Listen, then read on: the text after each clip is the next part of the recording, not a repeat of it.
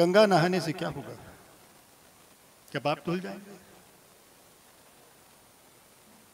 दंडवत प्रणाम, यानी जिस तरह से एक डंडा जमीन पे गिर जाता है और उसका हर अंग जमीन पे लगा होता है, इसी तरह से हमारे शरीर के सभी अंग, आठों अंग, पैर, घुटना, जांघें, पेट, छाती, नाक और मस्तक, यानी जिसमें अहंकार भरा हुआ होता है, यदि वो अहंकार हमारा गिर गया, नीचे की ओर आ गया, तो ये जान लीजिए कि वास्तव में हमने दंडवत प्रणाम किया है। और आप लोग तो जब भी मिलते हैं एक दूसरे के साथ आपस में स्नेह से, प्यार से ये कहते हैं प्रणाम जी। एक बार मेरे साथ भी कह देंगे, प्रणाम जी, प्रणाम जी, प्रणाम जी।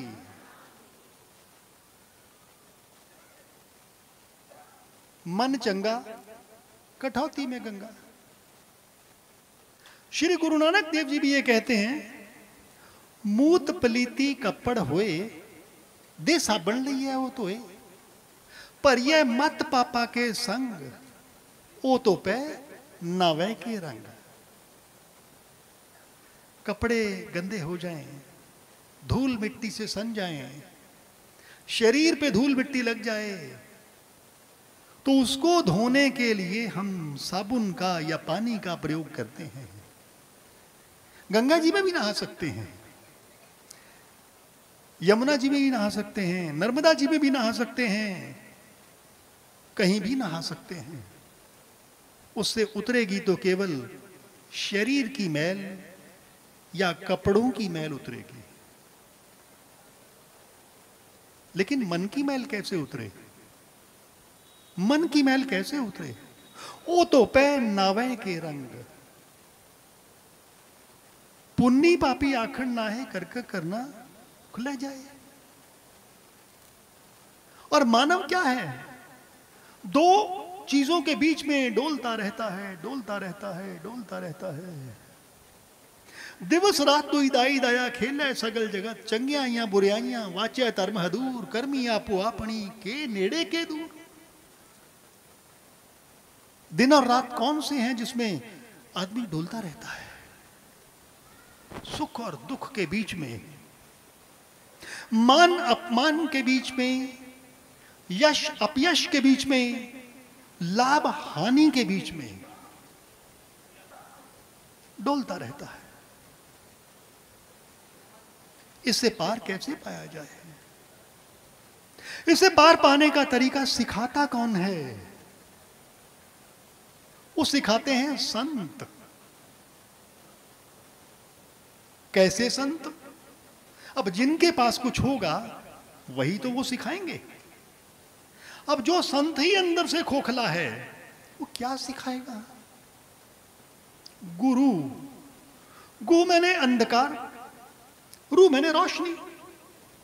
जो अज्ञान के अंधकार से आपको रोशनी की तरफ ले जाए, ज्ञान की रोशनी की ओर ले जाए, वो होता है गुरु। और अगर गुरु ही अंधकार में होगा तो क्या होगा?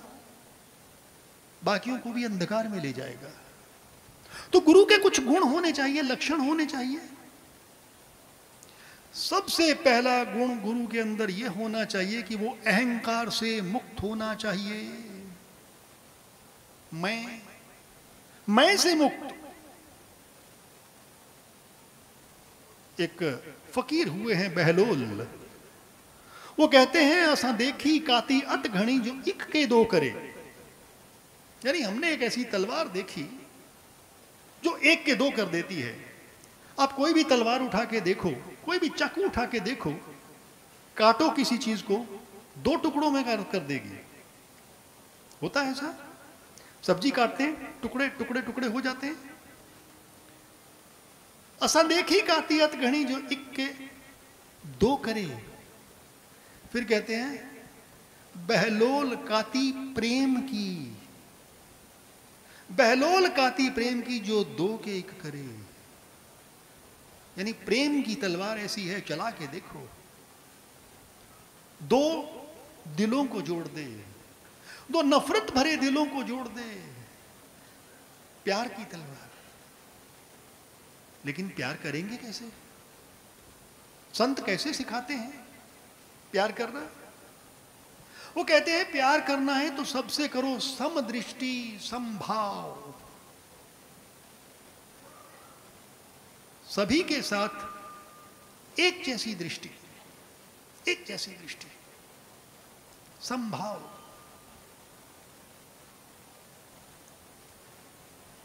मान लीजिए माताएं यहां बैठी हैं, बहनें भी यहां बैठी हैं, आप भोजन बना रही हैं, कोई रोटी थोड़ी सी ज्यादा सिक के जल गई, क्या आप अपने बच्चे को देती हैं? नहीं देती। अपने पति को देती हैं? नहीं देती, किनारे में रख लेती हैं, साइड में। फल लाई बाजार से, सेब लेके आ गई बाजार से, सेब थोड़ा सा गल गया, केला लेके आई, वो भी थोड़ा सा गल गया, अपने बच्चों को देती हैं? नहीं देती, साइड में रख लेती हैं, बाद में खुद खा लेती हैं। ये माताओं और बहनों का जो प्यार होता है ना, प्रेम होता है, वात्सल्य होता है, ये बिल्कुल संतों की तरह होता है, निस्वार्थ, जिसमें कोई स्वार्थ छिपा हुआ नहीं होता। ऐसे ही संत सिखाते हैं प्रेम करना।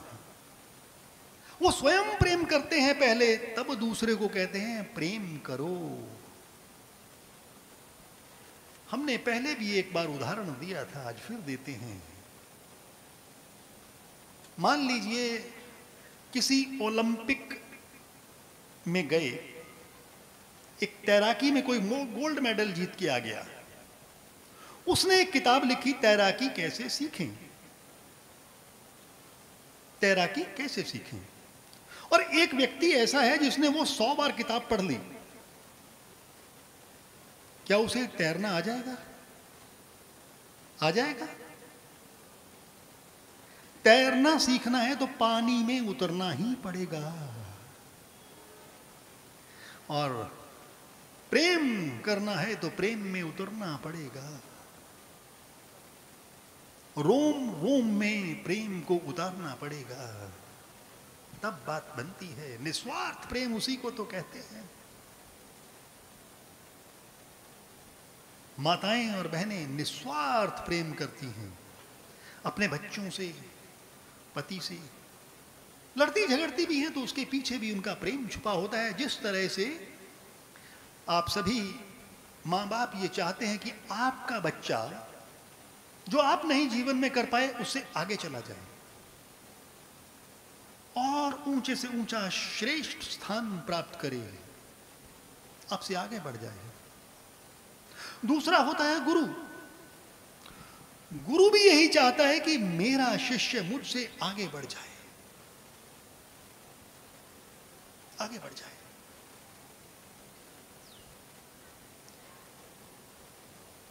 एक छोटी सी बात आपको बताता हूं। अकबर के दरबार में एक तानसेन नाम का आदमी था, सबने सुना होगा। बहुत बड़ा संगीतज्ञ था, गाता था तो लोग मंत्रमुग्ध हो जाते थे, सुनते रह जाते थे। सभी रागों का उसे ज्ञान था। दीपक राग गाता था तो दीपक जल उठता था। अब एक दिन बादशाह ने सोचा, पूछता हूं इससे कि तुम्हारा गायन इतना सुंदर है तो तुम्हारे गुरु का कैसा होगा। बुलाया तानसेन को। तानसेन, मैं तुम्हारे गुरु से मिलना चाहता हूं, उनका गायन सुनना चाहता हूं। तानसेन बोला, मेरे गुरु ऐसे मिलते नहीं है किसी के लिए, किसी से नहीं मिलते। उनका गायन सुनना है तो चुपके से, चोरी से मैं जाना पड़ेगा। राजा तैयार हो गया है। प्रातःकाल मुंह अंधेरे दोनों निकल पड़े बाहर जंगल में, गुरु हरिदास जी की कुटिया, और वो झाड़ियों में छिप गए। गुरु अपनी मस्ती में गा रहे हैं, समय का पता ही नहीं चला बादशाह को। लौट कर आए, बादशाह ने कहा तानसेन तुम अपने गुरु जितना बढ़िया क्यों नहीं गाते, क्या कमी है? गाते बहुत अच्छा हो, लेकिन तुम अपने गुरु जितना बढ़िया नहीं गाते। तानसेन ने उत्तर दिया,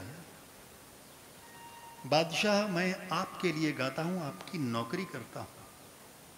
मैं आपके लिए गाता हूं, आपकी नौकरी करता हूं, आपको बहुत अच्छा लगता है, सभी दरबारियों को अच्छा लगता है, सभी जनता को अच्छा लगता है, लेकिन मेरे गुरु तुम जैसे कई बादशाहों के भी भगवान हैं, ईश्वर हैं, वो उनके लिए गाता है, उनके लिए गाता है, निस्वार्थ गाता है। मेरा स्वार्थ है, उनका, मेरे गुरु का कोई स्वार्थ नहीं है।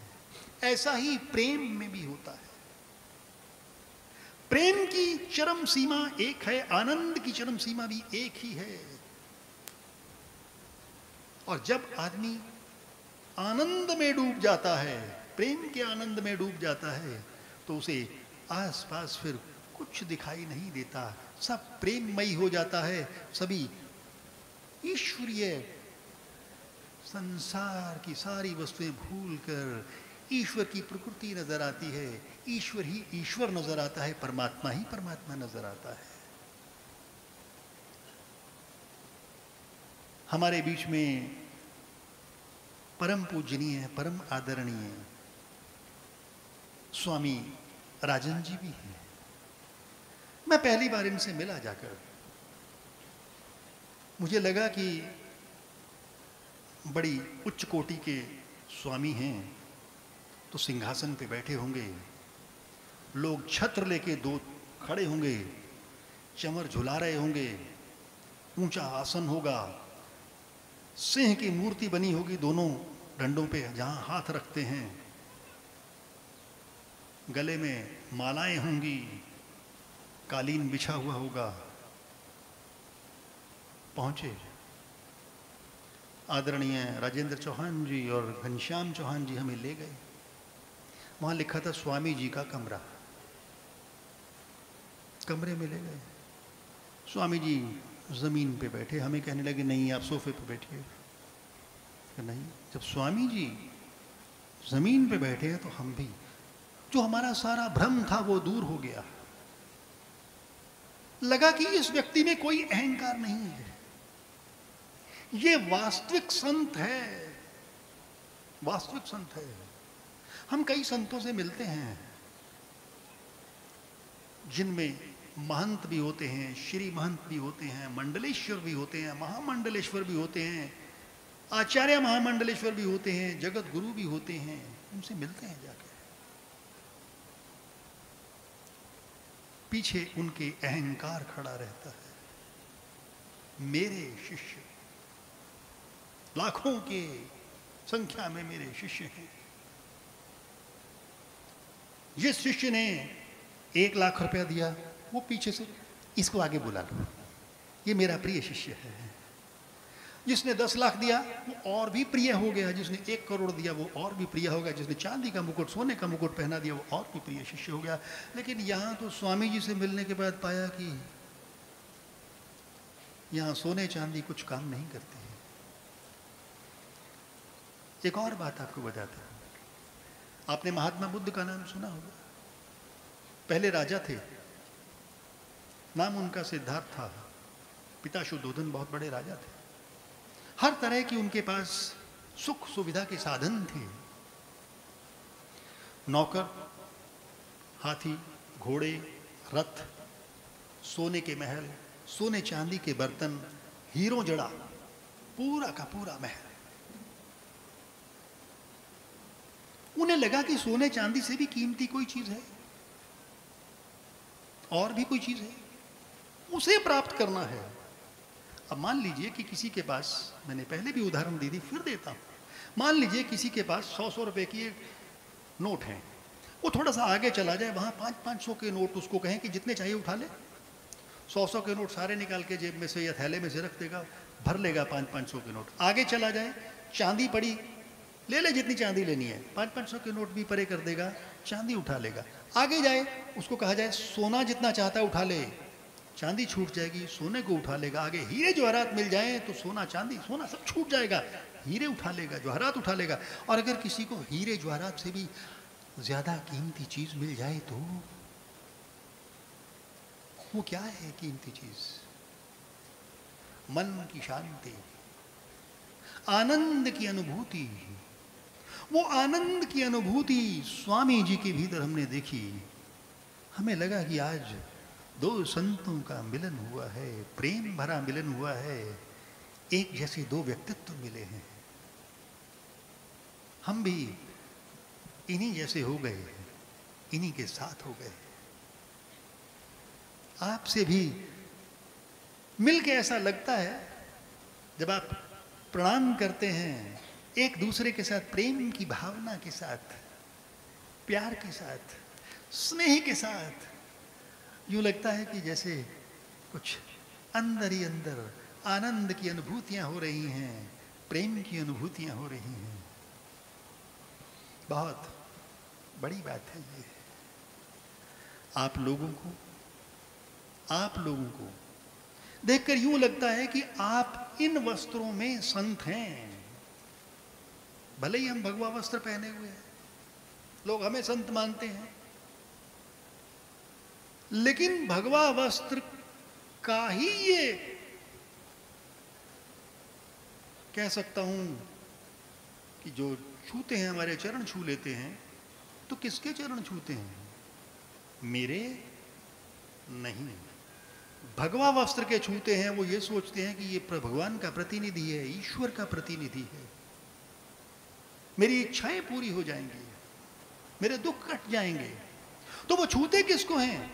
भगवा वस्त्र को, भगवान के प्रतिनिधि को, ईश्वर के प्रतिनिधि को। तो हम भी आपसे आपका दुख, आपकी प्रार्थनाएं लेके ऊपर भेज देते हैं। और अगर हम यहीं रह जाएं कि हाँ नहीं, तेरे चरण छुए, देखा मेरे कितने भक्त हैं, तो अहंकार आ जाएगा। और ज्ञान का अहंकार, या ज्यादा से ज्यादा मेरे भक्त हैं उसका अहंकार, ये अहंकार आ गया तो संतत्व नष्ट हो जाता है, संतत्व नष्ट हो जाता है। और अधिकतर हम संतों के बीच में उठते हैं, यही पाते हैं कि उनके भीतर पीछे एक अहंकार खड़ा है। और आपने तो यहाँ प्रणाम जी कहकर सारे अहंकार को ही नष्ट कर दिया। बहुत बहुत अच्छा लगता है आपके लोगों के पास आके, लगता है कि हम भी आपके चरणों में, आपके श्री चरणों में प्रणाम करें और आपका आशीर्वाद लें। एक बार फिर से कहेंगे, प्रणाम जी, प्रणाम, प्रणाम जी, प्रणाम जी, प्रणाम जी।